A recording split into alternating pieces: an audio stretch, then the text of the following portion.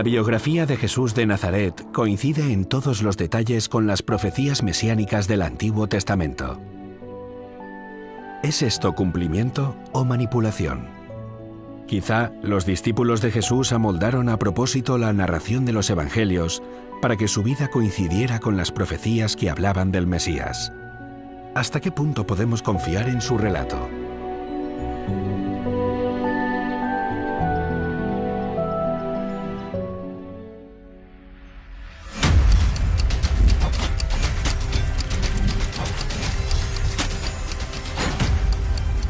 Caso abierto. El hombre que debía morir. Muchos eliminan el 80% del contenido de los evangelios solamente por prejuicios personales. Debemos analizarlos con una mente crítica, pero al mismo tiempo justa e imparcial. Algunos creen que en el siglo I no existían los conceptos de objetividad y rigurosidad a la hora de escribir un relato. Pero esto no es verdad. Heródoto, por ejemplo, habla de la importancia de entrevistar a los testigos oculares. Polibio examina las fuentes, habla de la importancia de mantener la objetividad y apoyar los relatos en el testimonio de testigos oculares. Los historiadores y biógrafos de la antigüedad criticaban a los que daban informaciones parciales o inexactas. Si los autores de los evangelios no hubieran sido escrupulosos a la hora de escribir sus relatos, habrían recibido este tipo de críticas. Los escritores de los evangelios subrayan el interés por plasmar lo que ellos vieron con sus propios ojos. Es decir, ellos especifican que están escribiendo las cosas de acuerdo a los hechos que sucedieron. Un relato que, por una parte, fuera exacto y por otra parte, fuera veraz. Porque no podemos dejar de decir lo que hemos visto y oído.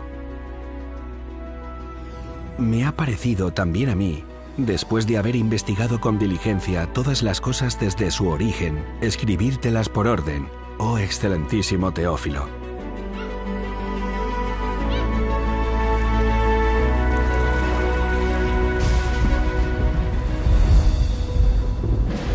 Los seguidores de Jesús desafían a que las personas corroboren la historia que ellos les están contando. No tienen miedo a que su discurso se someta a un examen riguroso. Los evangelios se escriben en el siglo I después de Cristo, y en ese momento aún había muchos testigos de la resurrección de Jesús. Pablo, por ejemplo, en 1 Corintios 15:6, desafía a que las personas entrevisten de primera mano a los testigos oculares de la vida y la muerte de Jesús, porque muchos de ellos aún estaban vivos. Después, apareció a más de 500 hermanos a la vez, de los cuales muchos viven aún y otros ya duermen. Hay muchas cosas que no podemos explicar a través de la lógica, pero eso no significa que no sean verdad. El universo está lleno de cosas que están más allá de la comprensión humana y, sin embargo, sabemos que existen. Tampoco podemos explicar muchas de las cosas que Jesús hizo y que quedaron registradas. Cuando Jesús hacía milagros y resucitaba a los muertos, los testigos que presenciaron esos milagros sí pudieron comprobar que estos hechos se habían producido. Las profecías cumplidas señalan eventos que tuvieron lugar con total certeza, y eso es algo que no se puede obviar. ¿Cómo es posible que los escritores de la Biblia fueran tan precisos? ¿Cómo es posible esto? La Biblia nombra a las personas por su nombre antes de que nacieran. Hace predicciones sobre el Mesías que se cumplieron en Jesús. No tengo ningún problema en decir que la Biblia corrobora que Jesús era el Mesías, porque claramente lo hace. Lo hace de forma milagrosa. Así que deberíamos mirar la Biblia y decir, este no puede ser un libro ordinario. Este es un libro que sin lugar a dudas tiene que ser de origen divino. Los escritores de los Evangelios trataron de transmitir con exactitud la vida de Jesús. Pero, ¿y si los discípulos de Jesús pensaron que era el Mesías, pero Jesús nunca pretendió serlo? A él le gustaba llamarse a sí mismo Hijo del Hombre, y la gente le llamaba Rabí. ¿El título Hijo del Hombre no estaría confesando más la naturaleza carnal de Jesús en lugar de su naturaleza divina? Los líderes religiosos consideraron que las enseñanzas de Jesús eran peligrosas. Si tan solo hubiera sido un hombre contando bellas historias que llamaba a una reforma espiritual, ¿no habría sido crucificado? Hay múltiples versículos del Nuevo Testamento a donde uno ve que Jesús no solo reclamaba ser hijo del hombre, sino también hijo de Dios. En Mateo 26 se registra que cuando el sumo sacerdote interroga a Jesús, le pregunta si él es el Cristo, el Hijo de Dios. Jesús le responde: tú lo has dicho, y además os digo que desde ahora veréis al Hijo del Hombre sentado a la diestra del poder de Dios y viniendo en las nubes del cielo. Según las leyes judías, esto suponía para Jesús la condena de muerte por blasfemia. Los romanos escribieron la acusación por la que Jesús fue condenado a la cruz. Este es el rey de los judíos. Esto necesariamente implica que Jesús tuvo que haberse declarado Mesías de alguna manera, porque el Antiguo Testamento registra que aquel Mesías sería rey. El título Hijo del Hombre subraya la naturaleza humana de Jesús, pero también lo identifica con una figura que aparece en Daniel 7, alguien con apariencia de hombre y al que se le entrega todo el dominio y la gloria. Miraba yo en la visión de la noche, y he aquí con las nubes del cielo venía uno como un hijo del hombre, que vino hasta el anciano de días, y le hicieron acercarse delante de él. Y le fue dado dominio, gloria y reino, para que todos los pueblos, naciones y lenguas le sirvieran. Su dominio es dominio eterno, que nunca pasará, y su reino, uno que no será destruido. Este Hijo del Hombre, citado en el libro de Daniel, es el Mesías. Así que Jesús, cuando habla de sí mismo como Hijo del Hombre, está identificándose con el Mesías. Jesús no solía declarar públicamente que era el Mesías para evitar su arresto y poner en peligro su misión. Pero en confianza sí lo decía a la gente sencilla, como a la mujer samaritana. Ella dice: sé que ha de venir el Mesías, el Cristo. Y Jesús le contesta: yo soy el que habla contigo. Una vez Jesús estaba reunido con sus discípulos. Jesús le hizo a sus discípulos una pregunta: ¿y vosotros quién decís que soy yo? Y entonces Simón Pedro responde de la siguiente manera: tú eres el Cristo. La palabra Cristo significa Mesías o significa ungido. Tú eres el Cristo, el Hijo del Dios viviente. Y Jesús felicitó a Pedro. Dice en el versículo 17, entonces le respondió Jesús: bienaventurado eres Simón, hijo de Jonás, porque no te lo reveló carne ni sangre, sino mi Padre que está en los cielos. Claramente, Pedro identificó a Jesús como el Mesías, el Hijo de Dios, y Jesús felicitó a Pedro y le dijo: tienes razón. Jesús permite que le adoren. Por ejemplo, el ciego de nacimiento, cuando calma la tempestad, un leproso al que Jesús sana, todos ellos adoraron a Jesús y Jesús se lo permitió porque él se consideraba Dios. Por contraste, vemos que cuando Cornelio intenta adorar a Pedro, Pedro le dice que no lo haga porque él es solo un hombre.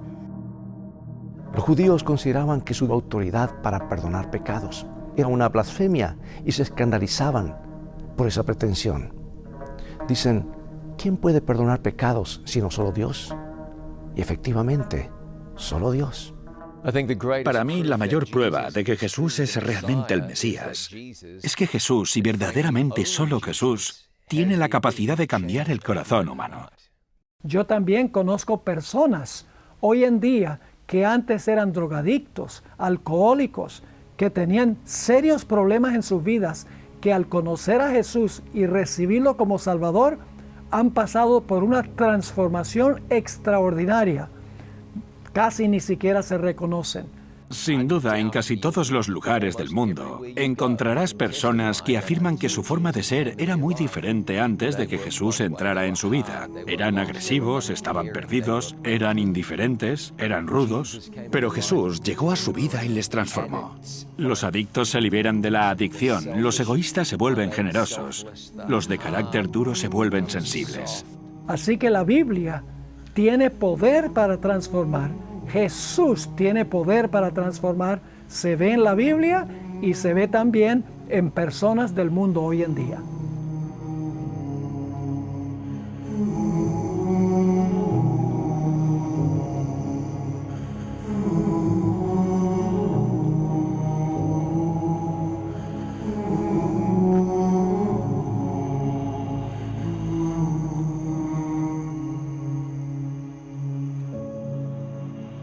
No hay duda de que Jesús creía que Él era el designado para realizar la obra de salvación en favor del hombre, que Él era uno con el Padre y que lo que hablaba y decía, lo decía con la autoridad de Dios.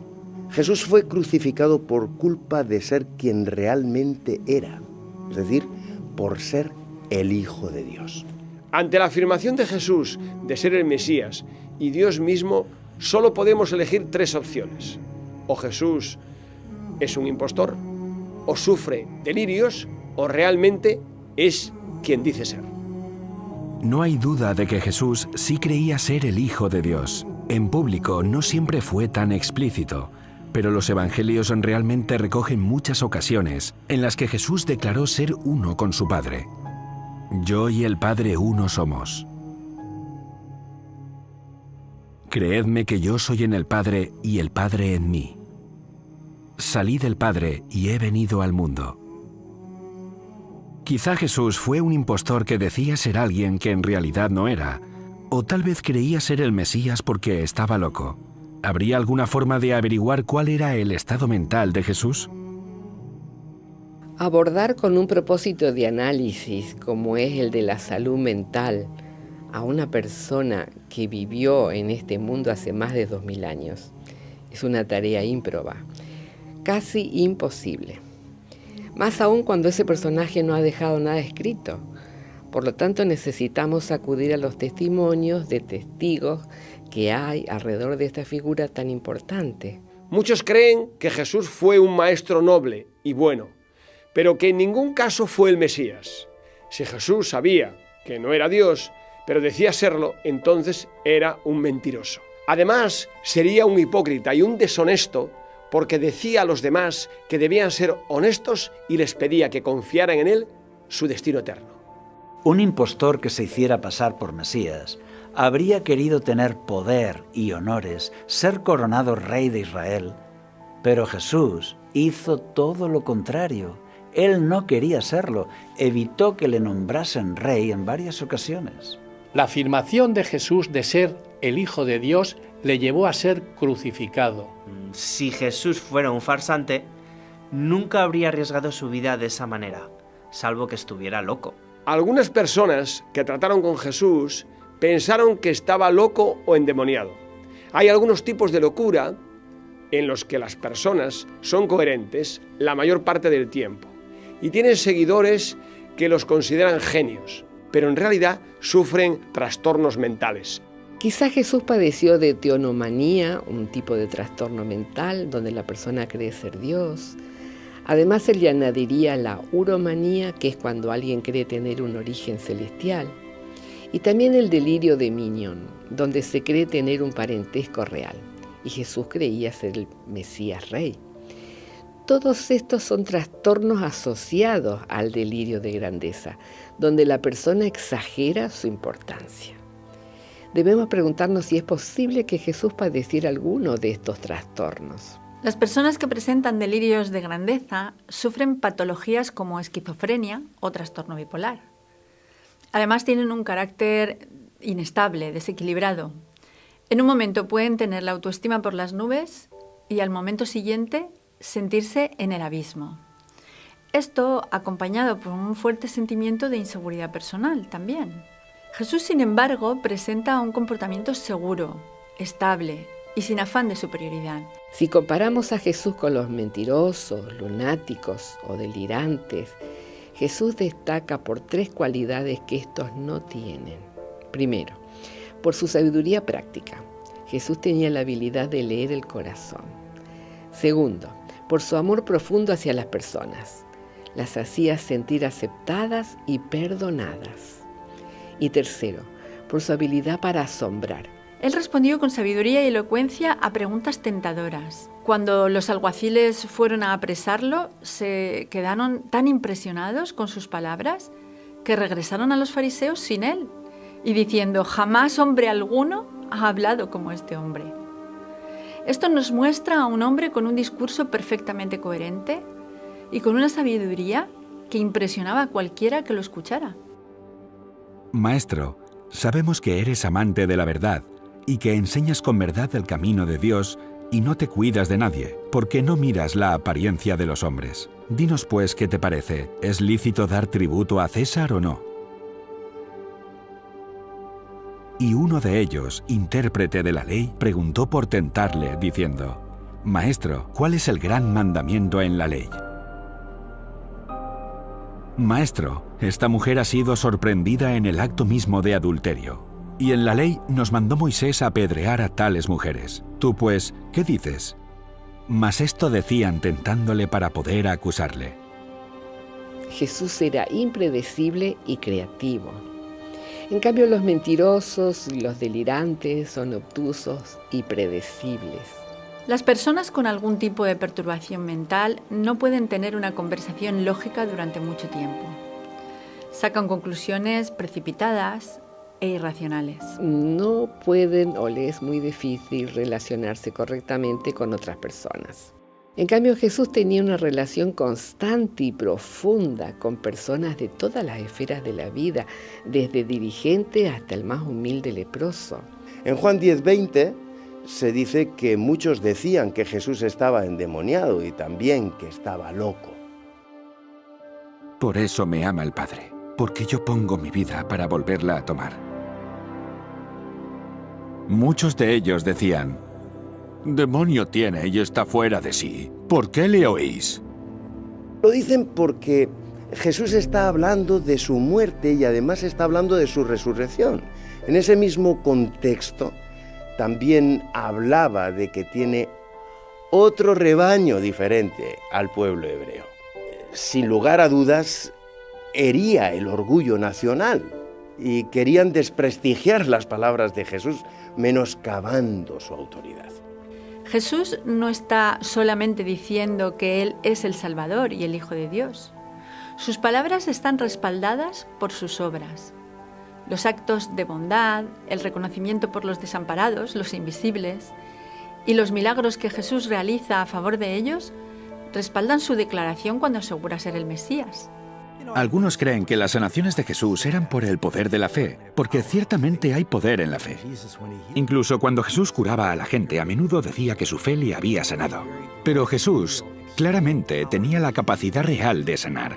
Una persona puede imaginar que su visión ha mejorado, pero las sanaciones de Jesús no eran las que se ven como colofón final de un programa evangelístico donde la gente tira sus gafas o dicen que su dolor de espalda se ha ido. Jesús curaba a los leprosos que habían perdido los dedos de los pies y de las manos. Jesús curaba a ciegos, personas que jamás habían podido ver.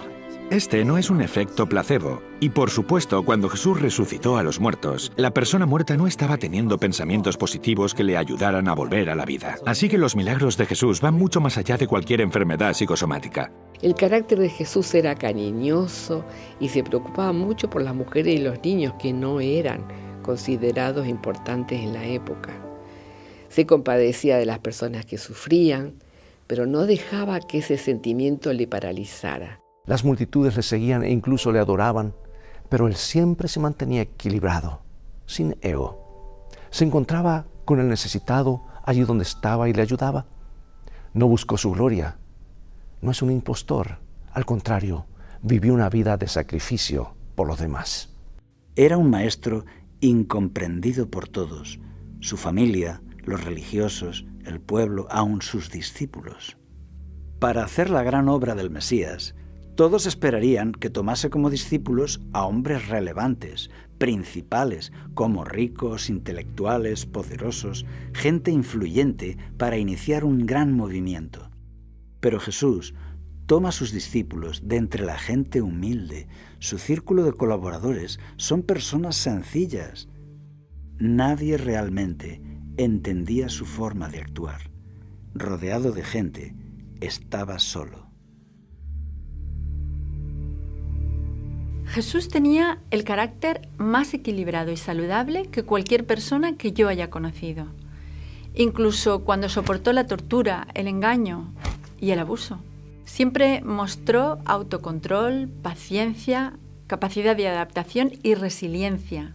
Estas cualidades son muy significativas en las personas psicológicamente sanas. Es interesante que la gente busque pruebas de que Jesús es el Mesías. Yo diría lo siguiente: la prueba está en la experiencia. Puedes decirle a alguien que Jesús es el Mesías, pero hasta que no lo acepte con fe, porque esto solo funciona con fe, nunca podrá experimentarlo. Aunque aprendas todo sobre la natación, no podrás nadar hasta que no te mojes. Tienes que meterte en el agua. La personalidad de Jesús era atrayente, no solo para el pueblo, también para los dirigentes y personalidades de alto rango. Incluso sus enemigos quedaban cautivados por su mensaje. La mente aguda y elocuente de Jesús, su forma de ser compasiva y equilibrada hasta en las situaciones más críticas, han atraído a millones de cristianos a lo largo de los 2000 años. El impacto en la historia del mensaje de Jesús y sus milagros, las profecías cumplidas en su vida y su resurrección, todo esto permanece como testigos de que su afirmación de ser el Mesías y el Hijo de Dios es real. Muchas personas no están dispuestas a considerar la posibilidad de que Jesús sea realmente quien decía ser.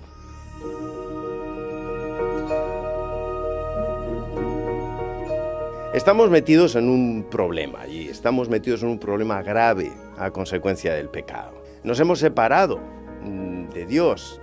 La criatura creada ha roto su relación con el Creador. Los seres humanos son imperfectos. Sus vidas están afectadas por el dolor, la enfermedad y el sufrimiento.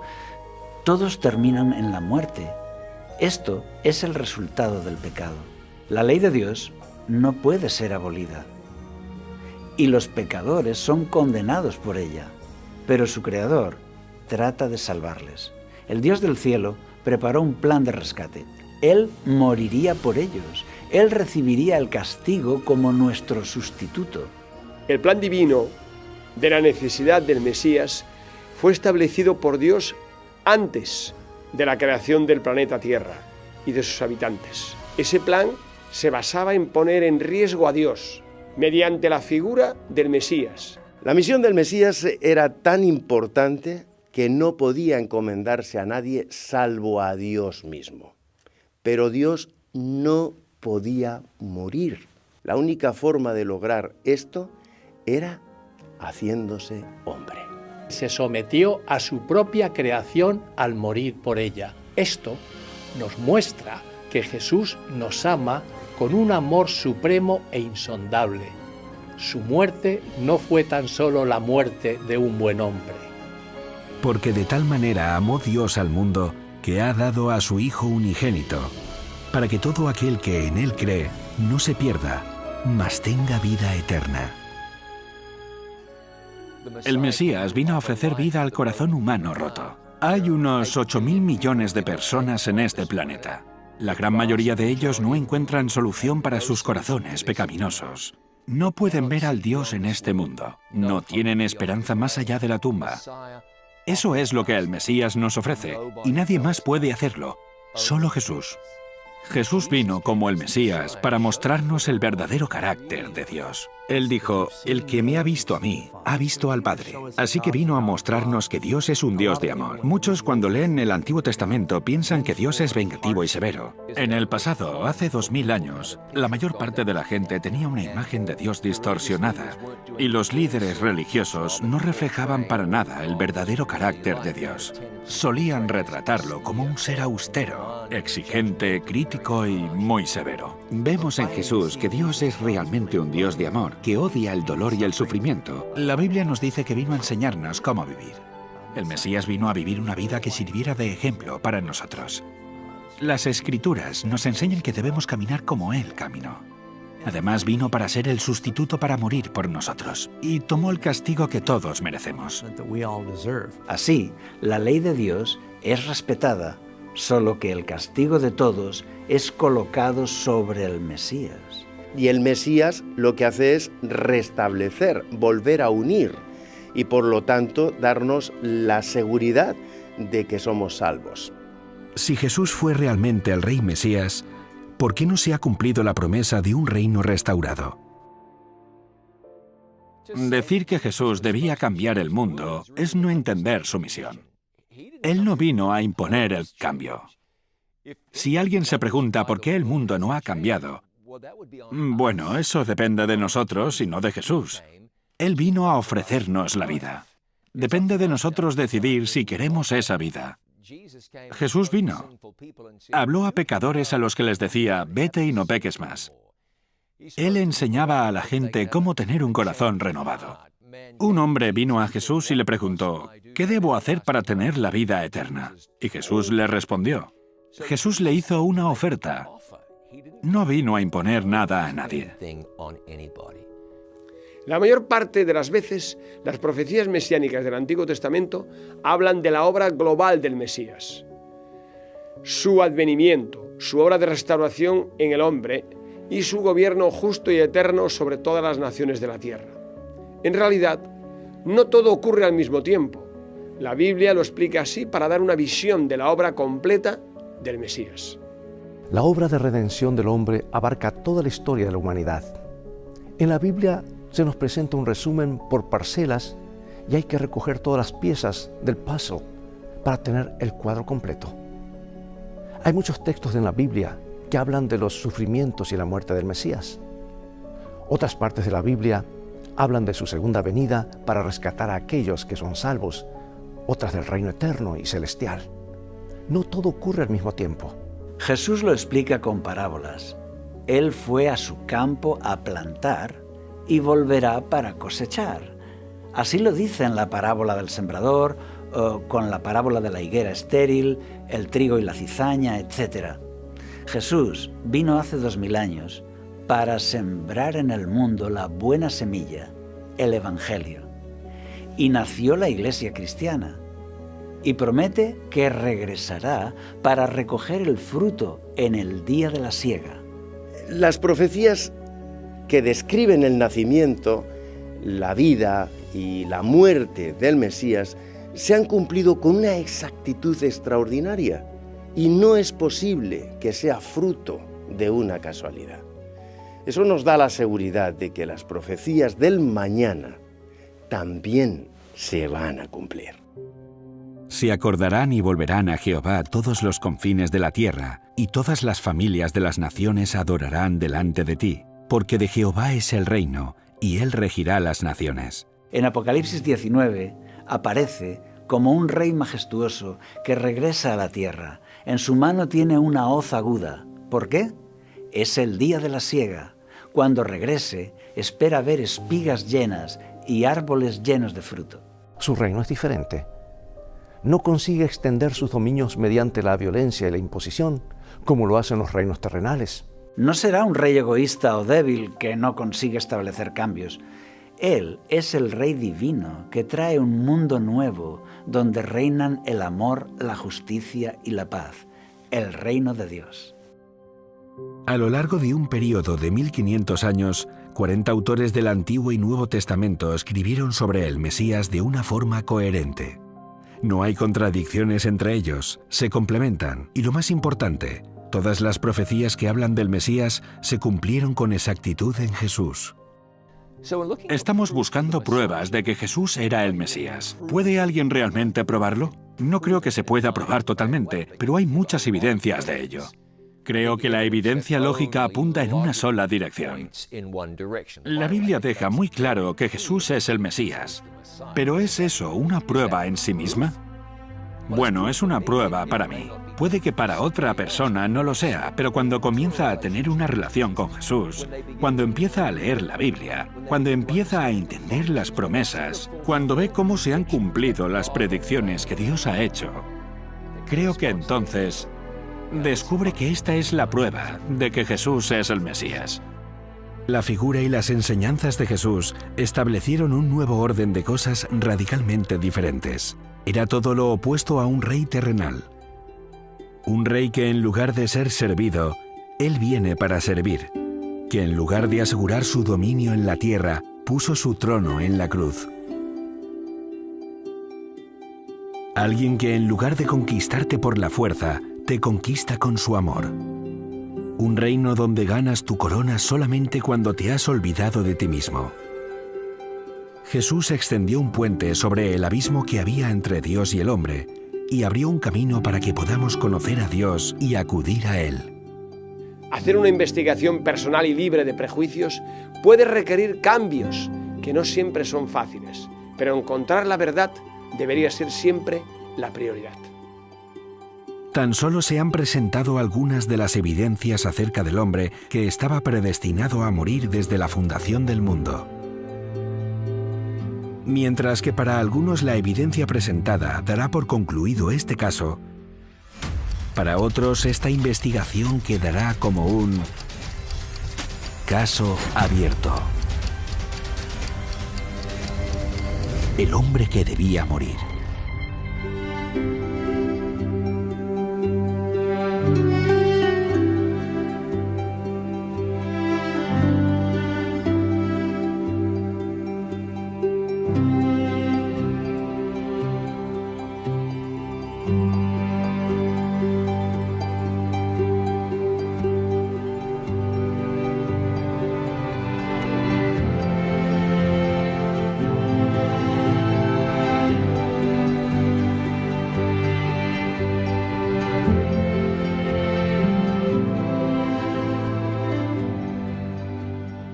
Hay un Mesías. No tenemos que buscarlo en el futuro ni en el pasado.